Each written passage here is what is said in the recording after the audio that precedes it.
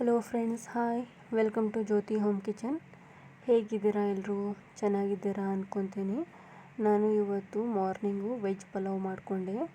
ನಾನು ಯಾವ ರೀತಿ ಮಾಡಿಕೊಂಡೆ ಅಂತಂದು ನೋಡೋಣ ಬನ್ನಿ. ಒಂದು ಜಾರಿಗೆ ಬೆಳ್ಳುಳ್ಳಿ, ಶುಂಠಿ, ಹಸೆಕಾಯಿ, ಅನಂತರ ಹುರ್ಕೊಂಡಿರುವ ಪಾಲಕ್ ಸೊಪ್ಪು, ಒಂದು 3-4 ಚಕ್ಕೆ, ಲವಂಗ, ಟಮಾಟಿ ಹಣ್ಣು, ಅನಂತರ ಸ್ವಲ್ಪ ಕೊತ್ತಂಬರಿ, ಸ್ವಲ್ಪ ಸೊಂಪು ಕಾಳು, ಇದಿಷ್ಟು ರುಬ್ಕೊತೀನಿ. ಈ ಥರ ನುಣ್ಣಗೆ ರುಬ್ಕೋಬೇಕು. ನಂತರ ಒಂದು ಕುಕ್ಕರಿಗೆ ಸ್ವಲ್ಪ ಎಣ್ಣೆ ಹಾಕ್ಕೊತೀನಿ. ನಂತರ 1 ಸ್ಪೂನು ತುಪ್ಪ ಹಾಕ್ಕೊತೀನಿ. ಎಣ್ಣೆ ಪೂರ್ತಿ ಕಾಯಿಲೆ ಅದು ಕಾಯ್ದಾದ್ಮೇಲೆ ಒಂದು 2-3 ಪಲಾವ್ ಎಲೆ ಹಾಕ್ಕೊತೀನಿ. ನಂತರ ಇದು ಒಗ್ಗರಣೆ ಎಲೆ, ಸೊ ಇದು ನಮ್ಮ ಮನೆಯಲ್ಲೇ ಬೆಳೆದಿರೋ ಎಲೆ.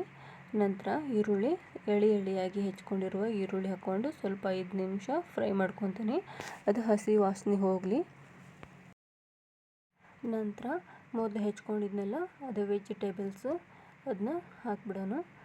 ನಂತರ ಕ್ಯಾರೆಟ್ ಹಾಕ್ಕೊತೀನಿ, ಆನಂತರ ಬೀಟ್ರೂಟು, ಆನಂತರ ಪೊಟ್ಯಾಟೊ, ಇದಿಷ್ಟು ಹಾಕಿ ಫ್ರೈ ಮಾಡ್ಕೊತೀನಿ.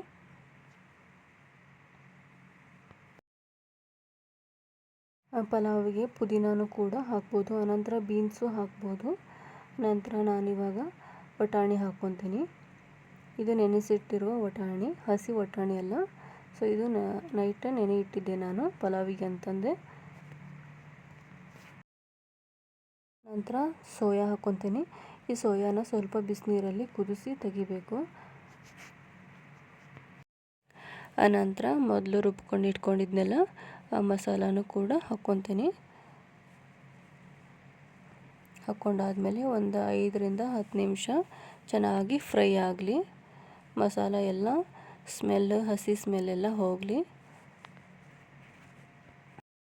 ಬೇಕಾದರೆ ಪುದೀನೂ ಕೂಡ ಹಾಕ್ಕೊಂಡು ರುಬ್ಕೋಬೋದು. ನಾನು ಪುದೀನ ಹಾಕಿಲ್ಲ. ಆನಂತರ ಸ್ವಲ್ಪ ಅರಿಶಿಣದ ಪೌಡ್ರ್ ಹಾಕ್ಕೊತೀನಿ.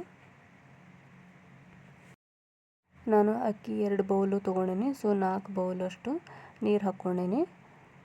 ಅದರ ಅಳತೆ ತಕ್ಕಷ್ಟು ಅಳತೆಗೆ ನೀರು ಹಾಕಿ, ಆನಂತರ ರುಚಿಗೆ ತಕ್ಕಷ್ಟು ಉಪ್ಪು ಹಾಕಿ, ಒಂದು ಕುದಿದಾದ್ಮೇಲೆ ಅಕ್ಕಿ ಹಾಕಿ ಒಂದು 2-3 ವಿಸಿಲ್ ಹೊಡೆಸಿದ್ರೆ ಪಲಾವು ರೆಡಿ ಆಗುತ್ತೆ. ವೆಜಿಟೇಬಲ್ ಪಲಾವು ಈ ಥರ ಬಂದಿದೆ ನೋಡಿ. ಟೇಸ್ಟ್ ಮಾತ್ರ ಚೆನ್ನಾಗಿರುತ್ತೆ.